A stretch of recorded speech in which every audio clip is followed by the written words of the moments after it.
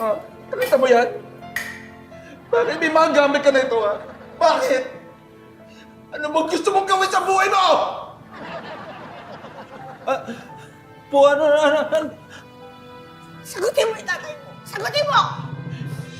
Magsabi ka ng totoo! Ha? Tay, Nakita ko yan sa ilalim ng kama mo! tay, ba't naman kayo nangingilam ng mga gamit ko, tay? May nausapan. Pinag-uusapan dito ay ginagawa mong kataksilan sa pamilya natin! Taksilan!